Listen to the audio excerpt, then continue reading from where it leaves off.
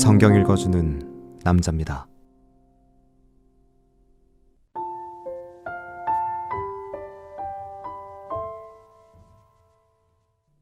또 내가 들으니 성전에서 큰 음성이 나서 일곱 천사에게 말하되 너희는 가서 하나님의 진노의 일곱 대접을 땅에 쏟으라 하더라.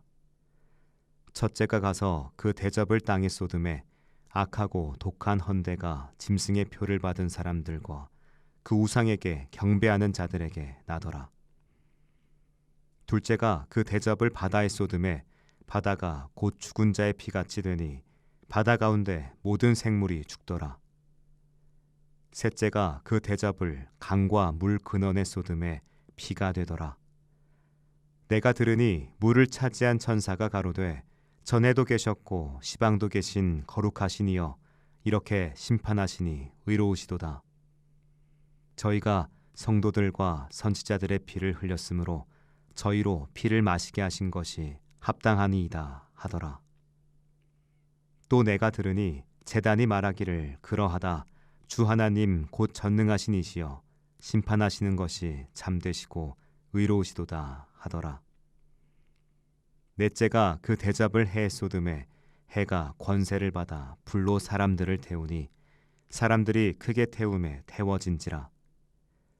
이 재앙들을 행하는 권세를 가지신 하나님의 이름을 회방하며 또 회개하여 영광을 주께 돌리지 아니하더라. 또 다섯째가 그 대접을 짐승의 보좌에 쏟으니 그 나라가 곧 어두워지며 사람들이 아파서 자기 혀를 깨물고 아픈 것과 종기로 인하여 하늘의 하나님을 회방하고 저희 행위를 회개치 아니하더라.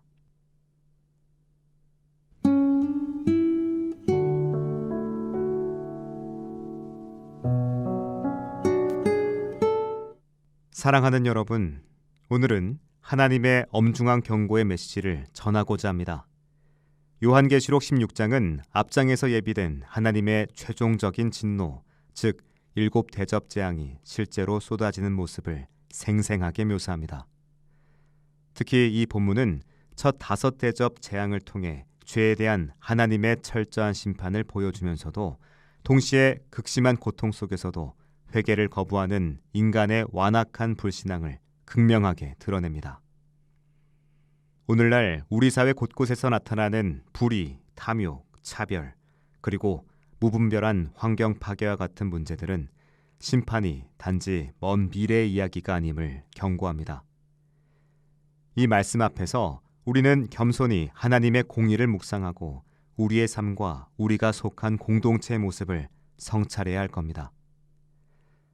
자, 요한은 먼저 나는 성전에서 큰 음성이 들려오는 것을 들었습니다. 그 음성이 일곱 천사에게 말하였습니다. 가서 하나님의 진노의 일곱 대접을 땅에 쏟아라 라고 기록합니다. 이 명령은 죄에 대한 하나님의 공의로운 응징이며 모든 피조물에 대한 하나님의 주권적인 선언입니다.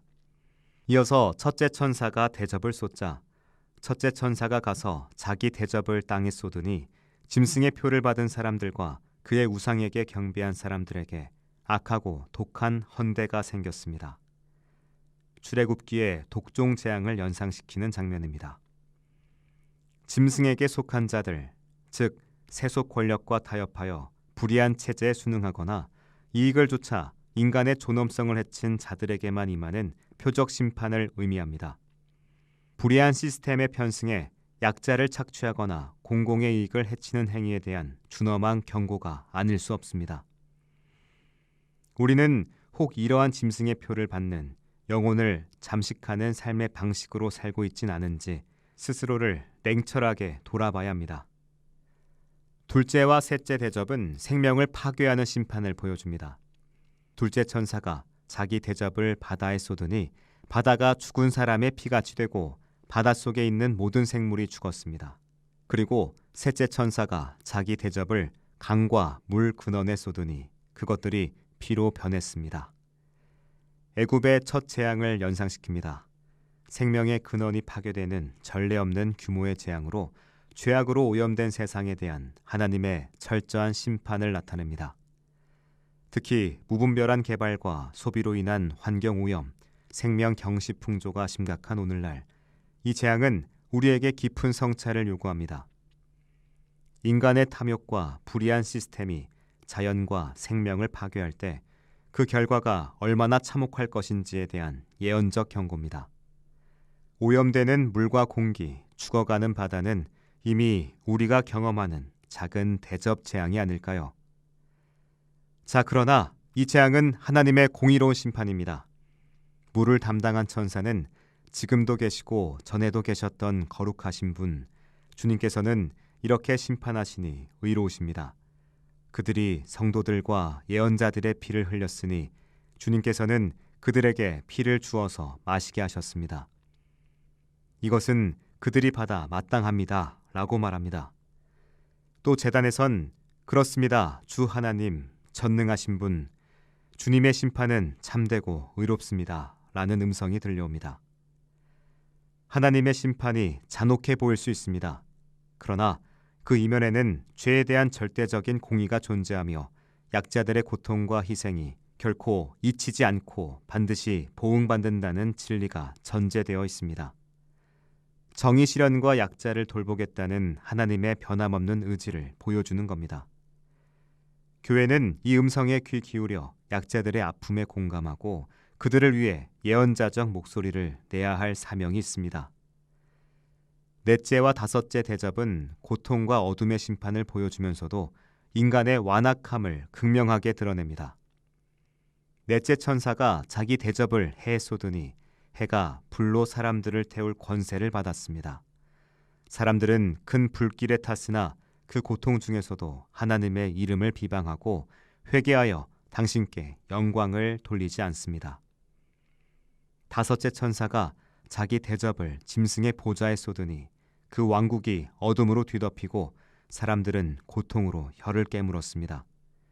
그들은 고통과 헌대 때문에 하늘의 하나님을 비방하고도 자신들의 행위를 회개하지 않았습니다. 놀랍게도 이러한 극심한 재앙과 고통 속에서도 사람들은 회개하지 않고 오히려 하나님의 이름을 비방하며 자신들의 죄악된 행위를 고집합니다. 타락된 인간 본성의 극단적인 완악함과 불신앙을 극명하게 보여줍니다.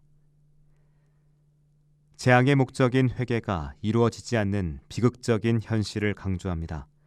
권력과 부를 쥐고 있는 특정 계층이 사회적 비난과 고통 속에서도 자신들의 특권을 내려놓지 않거나 심지어는 반성의 기미조차 보이지 않는 오늘날의 세태와 놀랍도록 일치합니다. 이러한 완악함은 결국 자신을 파멸로 이끌 뿐 아니라 공동체 전체를 위험에 빠뜨리죠. 사랑하는 여러분, 이 말씀을 통해 우리는 중요한 메시지를 깨닫습니다. 하나님의 진노는 감정적인 것이 아니라 죄악에 대한 공의롭고 철저한 응징입니다.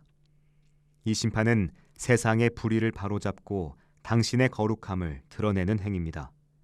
또한 인간의 죄는 심판을 초래할 뿐만 아니라 가장 극심한 재앙과 고통 속에서도 회개를 거부하는 뿌리 깊은 완악함을 동반합니다. 하나님의 은혜 없이는 인간 스스로 진정한 회개에 이를 수 없습니다. 마지막으로 하나님은 당신의 백성을 박해하고 약자들을 착취한 죄악을 결코 간과하지 않으시며 반드시 그 피에 대한 정당한 보응을 하십니다. 정의와 약자 연대를 향한 하나님의 변함없는 의지가 여기서 드러납니다.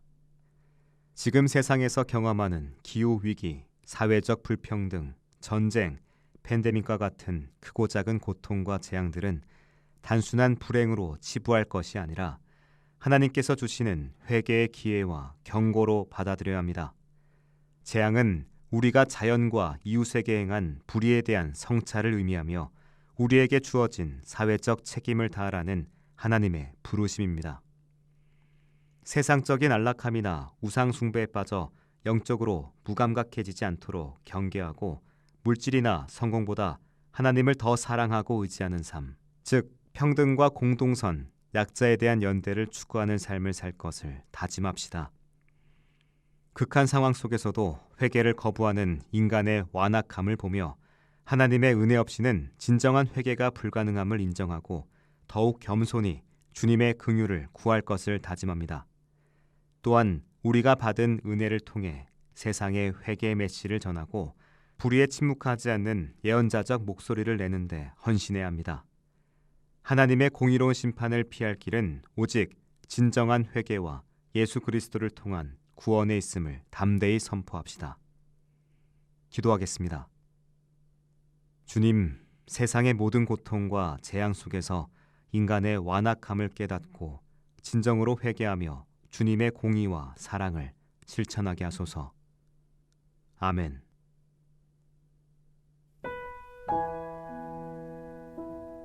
지금까지 묵상에 함께하는 교회 홍정한 목사, 내레이션 성경 읽어주는 남자였습니다.